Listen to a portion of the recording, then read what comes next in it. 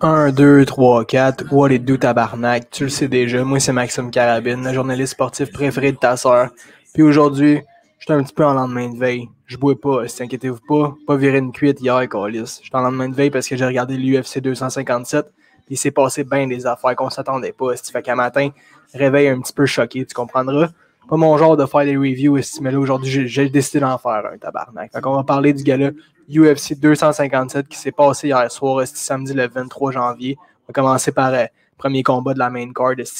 Ma girlie, ma chummy, la nouvelle superstar de l'UFC, Callis, Amanda Ribas, petite chick, brésilienne. Elle rit, elle est tout le temps en train de rire, tu comprendras. Charmante, la petite brésilienne. Fait que là, elle est montée au top, comme la Justin Bieber du Brésil, tu comprendras. Fait que là, tout le monde s'attendait à l'avoir performé hier. C'est une bonne athlète au sol. Elle a un jiu-jitsu solide, la Amanda. Elle a un bon stand-up, mais hier, on a découvert qu'il n'était pas assez bon pour la ligue. Marina Rodriguez, une autre brésilienne, un petit peu plus dans l'ombre. Elle n'est pas en train de se montrer en bikini sur Instagram comme Amanda, tu comprendras. Fait qu'elle a un petit peu moins de followers. Fait que le Ribas, était fortement mis de l'avant, si tu comprendras, pour ce combat-là. Fait que là, Rodriguez, on la connaissait pas trop. Premier round, on s'attendait à ça. Amanda amène Rodriguez au sol, puis elle la domine. Premier round, va Amanda. En fait, elle l'a amené au sol, comme je viens de te le dire, puis avec son jiu-jitsu, elle a pu contrôler Rodriguez.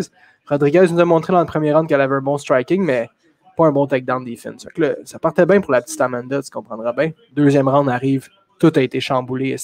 Rodriguez a réussi à rester debout. Ça n'a pas pris une minute, à coller Ribas à terre. Grosse droite sur le menton, Ribas d'un vap. Les deux, comme ça cherchait son petit change sur le tapis de l'UFC. Où mon 2 piastres, Callis? Herb Dean, il voit ça, là, il intervient, il se met à ça, Callis, des deux fighters. Puis là, il touche Marina Rodriguez, qui elle était en train de ground and pound Ribas. Si tu comprendrais, Ribas n'était plus là pantoute, tu as cherché ses 25 cents. Là, Herb Dean, il touche Marina. Marina est là, yes, j'ai gagné, Callis, ça se tasse. Amanda, traîne après son pied, elle essaie de la coller à terre, et puis là, t'es à moitié là. Fait que là, Herb Dean, il voit ça. Il n'a pas encore vraiment arrêté le combat, mais il a touché à Marina. Fait que Marina, elle est sûre que le combat est fini. Là, il regarde Amanda. Amanda est de même. Mais Chris Herb Dean, il dit non, je vais pas arrêter ça. Fait que là, quand Marina, elle regarde Herb Dean, puis Herb Dean, il dit continue, va taper. Ribas, elle est de même. Bip. Elle attend juste ça. Marina, bonne guerrière comme elle rentre dans le tas, Callis. Pac, un petit coup de coude venu d'ailleurs, man. Pac. Tornac, Ribas, Ribas retombe à terre, Callis. Même pas, je pense qu'elle est restée debout. Herb Dean en avait assez vu. Ça fait 2 fois qu'elle se fait knocker, la pauvre petite, en 15 secondes, tabarnak. Combat est fini pour de vrai. Marina Rodriguez pète une coche. Elle est contente comme tout, tabarnak. Elle vient de knocker la Justin Bieber du Brésil. Ribas, elle est debout de même. Elle rit en regardant le docteur. Toujours en train de rire, je te l'ai dit, chum. Herb Dean, j'ai pas été un fan. Pas été un fan pantoute. Herzog, Justin Herzog, c'est rendu le boss. C'est lui le meilleur arbitre. Il a délogé Herb Dean. Herb Dean, ça a fait dur qu'est-ce que c'était fait hier. C'était pas chic. T'avais peur de te faire critiquer. C'était un early stoppage. On s'en crie.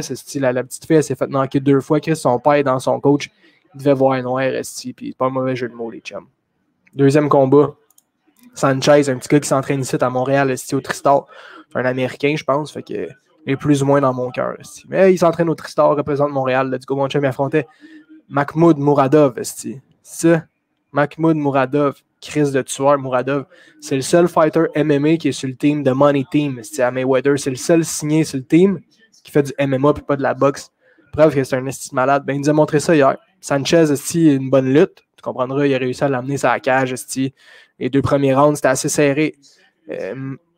Muradov, pas c'est le Chris comme nom. Muradov, un gros stand-up. Sanchez n'était pas de niveau, mais il a réussi à tenir. Il changeait de niveau, l'amenait contre la cage. Essayait le double leg, essayait le single leg. Muradov était de même, crissait des coups de coude.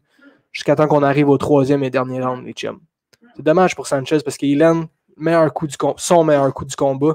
Une bonne droite, sur le menton Muradov. Muradov n'est pas sonné pour 2 cents. Le power à Sanchez, je ne l'ai pas atteint. Fait que là, Sanchez, après avoir réussi sa plus grosse shot, il est confiant, baisse les mains. Mauvaise erreur. Muradov a finalement landé la grosse overhand right qu'il a essayé de lander tout au long du combat. Pac en arrêt de l'oreille à Sanchez qui se met à faire comme s'il était nu-pied. Sa patinoire, là, il se met à danser un petit peu. Il perd son equilibrium, comme DC a dit. Sanchez, pas Sanchez, Muradov, il voit Sanchez en train de succomber. T'attaques, il court, il s'en va le rejoindre, flying knee direct sur la mâchoire. Sanchez, il est de même, contre la clôture, Carlis. Puis Muradov t'a fini ça à coup de ground and pound. Herzog, en tant que Chris de bon arbitre, intervient, passe proche de manger une right, Muradov. Herzog aurait failli se ramasser au tapis, mais il s'en calisse, c'est un ref. Il sait pour qui signer.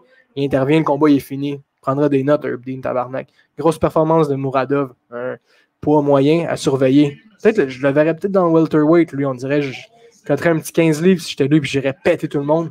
Muradov contre Chimaev, ce serait un solide combat, ça, les chums. Pensez à ça. Troisième combat de la carte principale. Le seul combat qui ne s'est pas terminé par KO, TKO, soumission. C'est le seul combat qui a fait les 15 minutes. Mais c'était quand même un bon combat. Jessica High face à ma girl Jojo Calderwood. Jojo l'a emporté au bout des 15 minutes, décision unanime. Les deux filles, ils ne s'aimaient pas.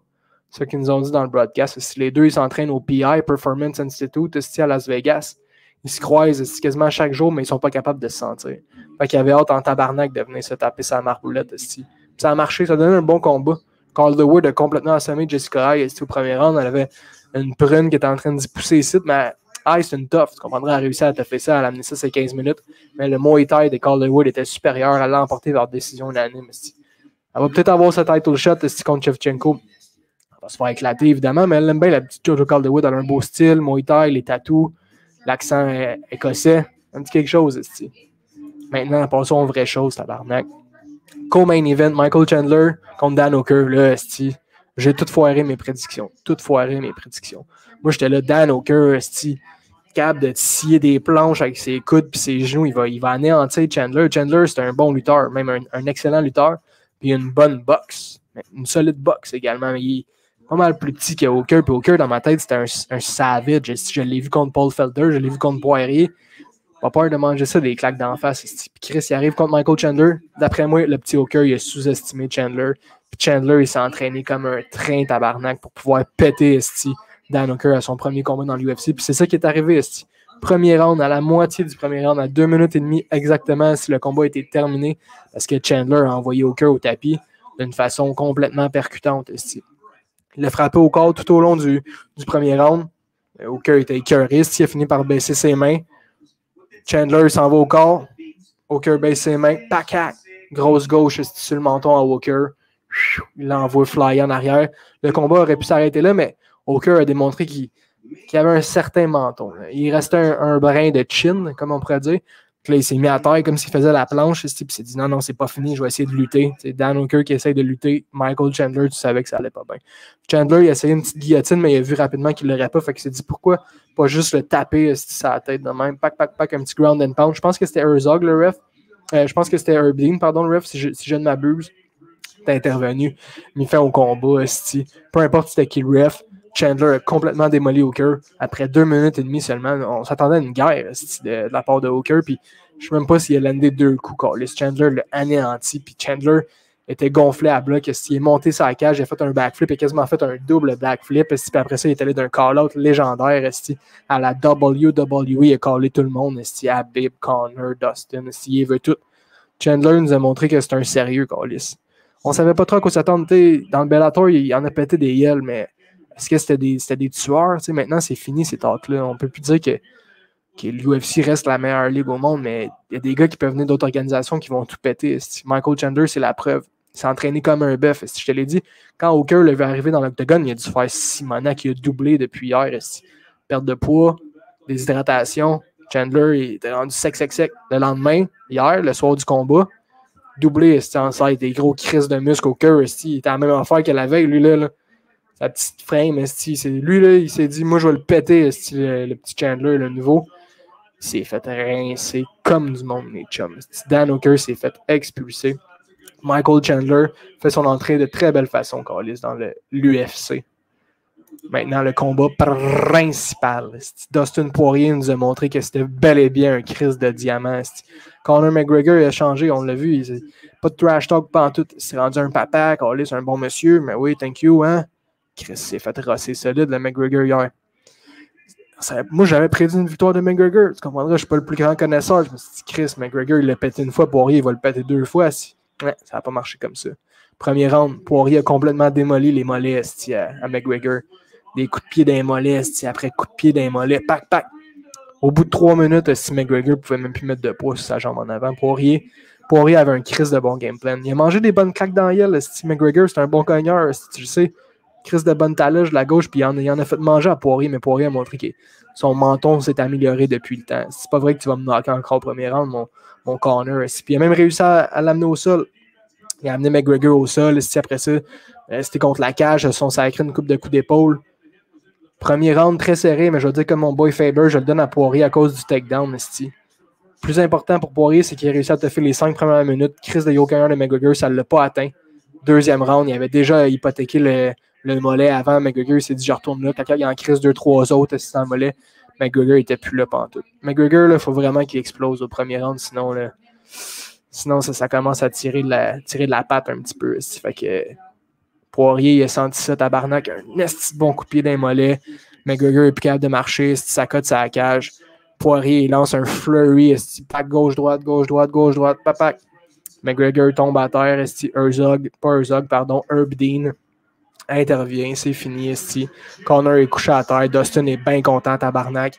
Il nous prouve que c'est lui le meilleur des lightweight. Khabib, c'est Khabib, là, mais il est parti à la retraite, il ne reviendra pas. Chris Chandler, il a tout donné pour qu'il revienne. Nurmagomedov, mais il ne reviendra pas pour se battre contre Michael Chandler, c'est fini, on ne parle plus de Khabib Nurmagomedov. Fait que Dustin Poirier, tant qu'à moi, c'est le meilleur Chris des lightweight. Puis là, évidemment, on aimerait ça le voir affronter Chandler. Mais Chandler a juste un combat, un beau combat, mais il y a juste un combat dans l'UFC. Ça mérite-tu un title shot? Tu vas me dire, ouais, mais il était remplaçant pour le title shot de Gaethje contre Nurmagomedov. Fait que sûrement qu'ils vont lui donner le title shot contre Poirier. Effectivement, ça ferait de l'allure. Est-ce que tu envoies McGregor se battre contre Hooker? McGregor Ferguson? McGregor Diaz numéro 3? McGregor, il faudrait que tu lui envoies 2-3 torchons pour qu'il puisse les rincer s'il veut remonter au top. Puis Poirier, lui, c'est lui qui est rendu au top, là, tabarnak. Le diamant, man, nous a prouvé que c'est un solide. Puis contre Chandler, ça va être tough, mais je pense qu'il va l'avoir, le Poirier. Anyway, pas fait encore ça, les chums. Dites-moi donc les fights que vous aimeriez voir. C'est quoi ton fighter préféré dans le lightweight? Dustin Poirier nous a montré que c'était une crise de base. Il s'est entraîné au maximum. Je ne sais pas si McGregor l'a sous-estimé un petit peu. En tout cas, Poirier n'a pas sous-estimé McGregor puis il l'a sauté bien raide. C'est ça qui est ça, les chums. Crise de beau gars là. UFC 257. On va s'en souvenir longtemps de ça. Faites attention à vous autres, les chums. On se voit au prochain gala.